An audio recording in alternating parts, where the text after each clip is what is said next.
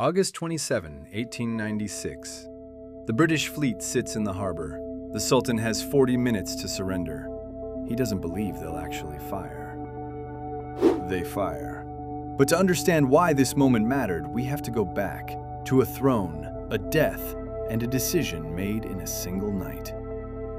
Zanzibar, 1896, a small island sultanate off East Africa's coast, wealthy from cloves and trade, and firmly inside Britain's imperial orbit.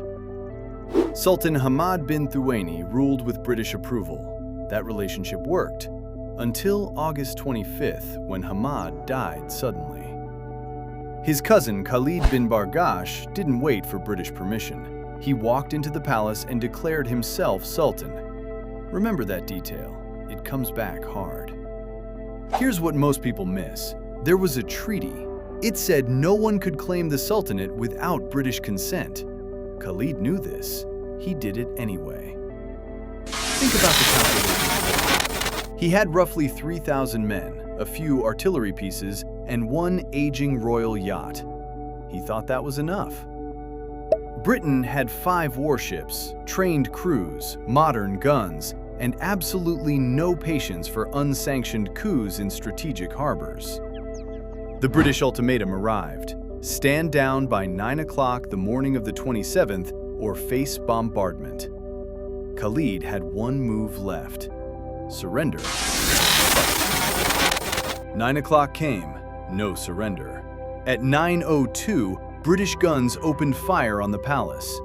At 9:40, it was over. 38 minutes, the shortest war in recorded human history. 500 Zanzibari casualties, 1 British sailor wounded. The royal yacht burned and sank in the harbor. Khalid fled to the German consulate. He survived. Most of his men didn't. If you were standing on that harbor wall watching the smoke clear, what would you see? Not a battle, a demonstration. Power doesn't always need duration. And then it gets stranger. Khalid eventually returned. In 1916, the British finally captured him, 20 years later, in German East Africa. They exiled him to the Seychelles, then to Mombasa. He outlived the empire that defeated him.